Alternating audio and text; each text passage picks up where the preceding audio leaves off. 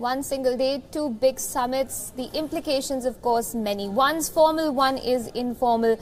We're going to talk about the informal one first. We're talking about China, where the Indian Prime Minister Narendra Modi is engaging in an informal summit with his with the Chinese President Xi Jinping. Visuals there on your screen from earlier today in Wuhan, where Prime Minister Modi is engaging in what's being described as a freewheeling dialogue, an interaction without, let's say, the parameters of what would be a formal summit. There is not going to be any sort of official document that's going to be released after this engagement. On your screens right now, of course, visuals from earlier today when the two men sat down to talk through their interpreters, the only two other people present at the venue.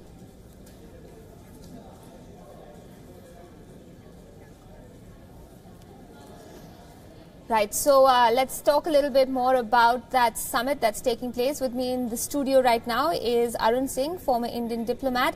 Also with me is another former Indian diplomat, Kanwal Sibal, is joining us on the broadcast from New Delhi as well. Good afternoon, gentlemen. Thank you both for taking the time out to speak with us. Ambassador Singh, to you first. Two historic summits, but let's talk about the one that's more relevant perhaps for India, the one that's taking place in Wuhan. So much has been made about the word informal, but the implications, so to speak, are still going to be immense. Absolutely. And I think in other contexts also, informal summits have been held as a way of enabling the leaders to spend more time with each other and get to know each other.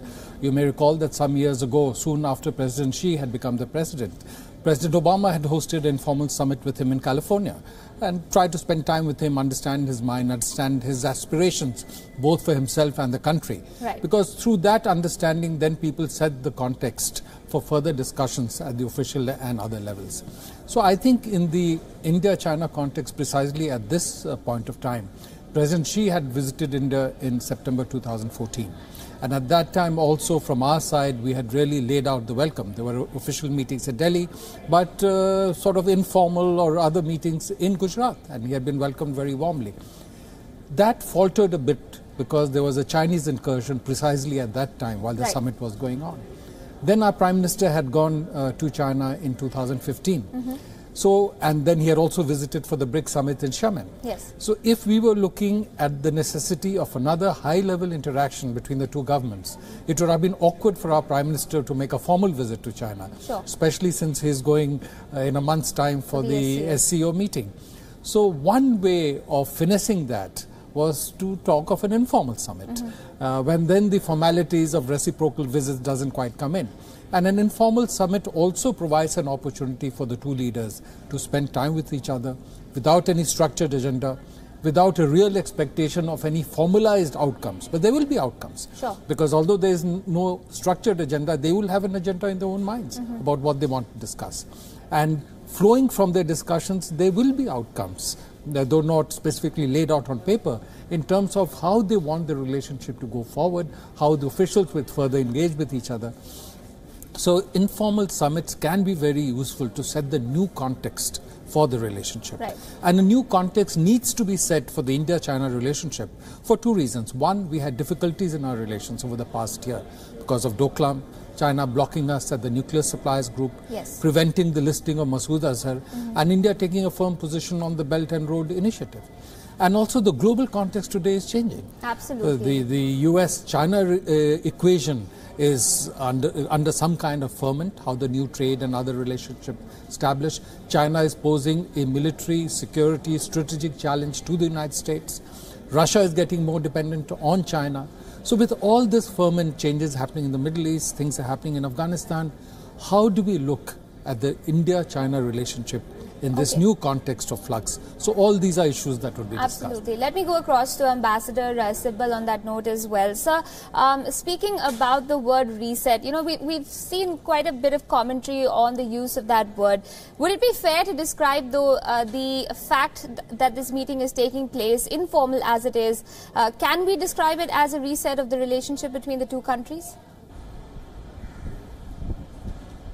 I don't like the word reset.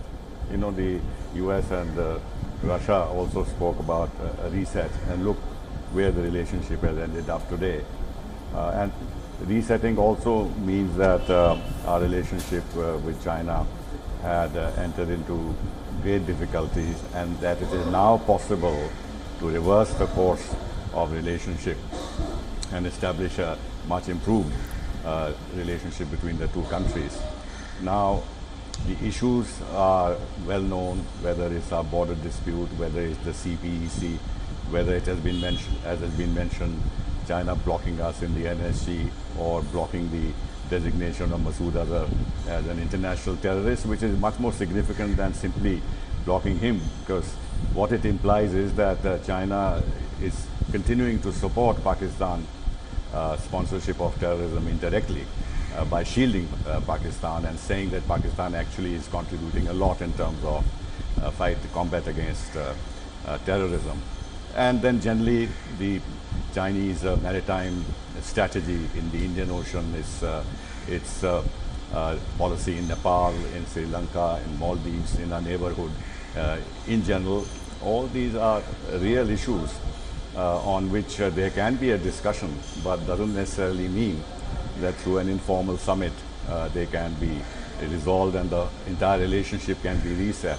Now, one very important thing one must keep in mind, that China has openly expressed its geopolitical ambitions, and it's very clear that they want domination in Asia and eventually challenge the United States as the world's preeminent power. And they are strengthening their military capability, especially naval capability, in order to be able to expand their geopolitical reach. Now, this is not going to change simply because Prime Minister Modi and President Xi are going to talk to each other, because President Xi has certain ambitions which far surpass the relationship with India. And India then has to see how this trajectory of China's rise is going to impact on our relationship. There's also the whole issue of regional security architecture in Asia, where we are now part of the Indo-Pacific, and we are endorsing that concept and are ready to deepen that concept, whereas China sees this Indo-Pacific strategy as directed against it. And Russia also has a similar view, because they want to include China in the regional security architecture for Asia. But I think what is important, having said all that, is that we must engage with China. Absolutely. There is no other option, because China is our direct neighbor. We have serious security threats from China, and the channels of communication have to be kept open, and we should be seen to be making the requisite diplomatic efforts to stabilize the relationship. And if despite that China provokes another incident on the border or does not follow the path that we are trying to outline for the relationship, then the burden of that would squarely fall on China's shoulders. Therefore, in this sense, this visit and this informal dialogue is a very good tactical step in terms of signaling to China and to the rest of the world that India is ready for a stepped-up engagement, but China has to conduct itself vis-à-vis India in a manner which does not seek hegemony in our region or make our security or pose a threat to our security. And finally, I think this meeting will be very useful, and this is important. Let me make this point. It's important because at the SCO summit, there are issues on which there is difference between us and China and Russia, whether it relates to the connectivity issue, whether it relates to international terrorism and the sponsorship of this by countries and the regional security architecture. Now, there has been a lot of instability created by the United States under Trump, and the SCO would inevitably move in its final statement in a direction that would target the disruptive policies of United States. It's not only the disruptive policies of China, but also of United States under Trump. We have to make sure that we are not caught in a situation where we are along with the China and Russia targeting the United States of America. Sure. Therefore, in this conversation, we would be able to create a basis of some understanding where, while we support China and Russia and other countries on other issues like protectionism and anti-globalization and climate change and energy issues, we are also not going to be dragged into positions which seem to directly target the United States of America, because we have a very strong relationship with the United States. So it's a very delicate balancing exercise, and in that context, this visit should be productive. Absolutely. So you've given me so much to talk about, I want to touch upon almost everything you brought up, but we're not going to have time for all of that. But I want to ask you, Ambassador Singh, reset perhaps not, reconfigure, yes. I mean, the implications therefore being more extremely important from this summit. But the option of keeping the diplomats out, as a former diplomat yourself, how do you read that attempt by both the leaders? Do you think it was because they felt something was lacking, or they want to just sort of step it up a bit from the way the engagement has been going so far? Well, this kind of format has been used on the past also, and there have been occasions in the past where our prime ministers have met with their counterparts, either one-to-one with the presence of only interpreters or with just one other official being present. So it has been used in the past to signal that in that meeting they want to have a freer and more candid conversation. But then there is a limit to that, because surely before they go into the meeting, they've had briefings from their officials. They're not just going in a vacuum. And after the meeting, they would come back and brief their officials about what was discussed and how they want the relationship to be taken forward. And many countries follow the practice that even though only the interpreter is there, the interpreter then records the discussions, because the interpreter is taking a note of everything that is being said. Right. So that there is a record of what has happened, and the people work on that basis. So I think this format has been used, one, to signal to everyone that the two leaders are engaging at their personal level to set a new tone for the relationship. Second, to enable a frank, candid discussion across a whole range of issues. Right. And for them to understand each other's aspirations for themselves, for their countries, and to see if they can set a new context for the relationship. Okay. So that's really what is being attempted. Absolutely. Ambassador Sibal, we're running out of time on this particular segment, but very quickly, sir, if I can ask you, when it comes to sending out cues, we have established that this informal summit will send cues to the domestic audience most certainly, but what about regional players, smaller regional players such as Sri Lanka, the Maldives, and even Nepal, which have of late sort of swung China's way more, to India's chagrin, perhaps. Do you think that these cues that are going to come out are going to be very significant for the immediate region, India's immediate neighborhood as well?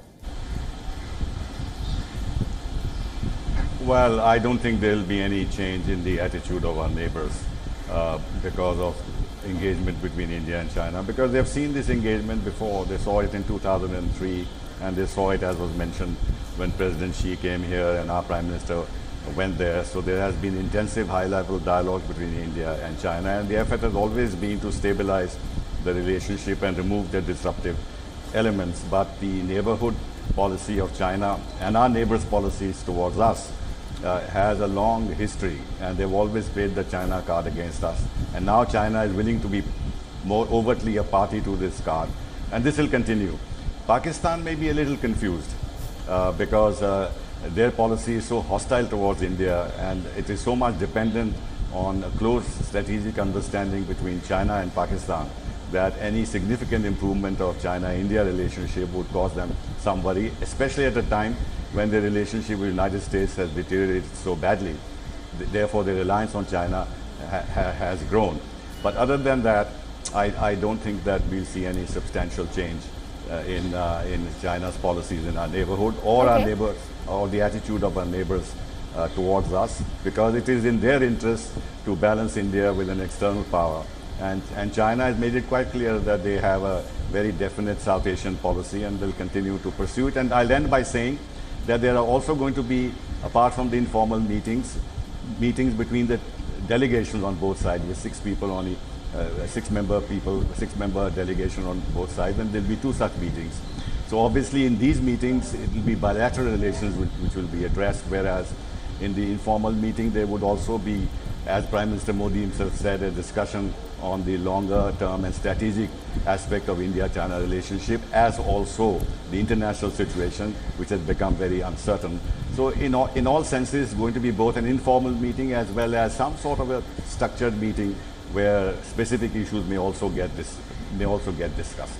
All right, Ambassador Singh, I think Ambassador Sibal put Pakistan's reaction quite mildly. We've seen them sort of, put forth a statement that seems to belie a sense of insecurity about this, summit that's taking place between India and China. And rightly so, I suppose, given what the ambassador just mentioned, the fact that there has been such a close relationship between China and Pakistan in the past. Pakistan has been feeling the heat from the United States more and more of late. So this summit, maybe not the other countries, but definitely for Pakistan has major implications. Certainly, and the very fact that they felt compelled to issue a statement, yes, they could have just ignored it. But since they issued a statement, it shows that there was some anxiety in Pakistan, and they felt a need to reassure their own people, their own officials and others who are stakeholders in the Pakistan-China relationship. Also because in the past there have been occasions when China has taken a more nuanced position on India-Pakistan issues, especially where terrorism was involved. We saw that happening, for example, in 2001 after the attack on our parliament, and China did not come out in support of Pakistan at that time. But over the past year and a half, 2 years, on Pakistan-related issues, India-Pakistan-related issues, they've come out fully in support of Pakistan. They blocked India at the nuclear suppliers group, saying that only if Pakistan came in could we look at India also there. They have blocked the listing of Masood Azhar and Jaish-e-Mohammed. I think they felt that in the India-Pakistan equation, India was emerging much stronger economically and in every other way, was building new partnerships, and Pakistan was being left behind. They have used Pakistan historically to keep India challenged. They have supplied them military equipment. They are responsible for the nuclear and missile program. So with this imbalance, they felt the need to try and shore up Pakistan a bit, and so came out in support of Pakistan. So, and today Pakistan's dependence on China has increased. Most of the military supplies are coming from China, investments in Pakistan coming from China, funds coming from China. There are difficulties today in the US-Pakistan relationship. So because of that dependence, they would be a little anxious if they feel that China would once again start taking more nuanced positions on India-Pakistan issues or Pakistan and terrorism-related issues.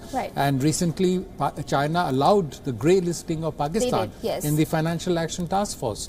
So because of that, I think they feel the need to come out with this, say it is time-tested, which is neither here nor there.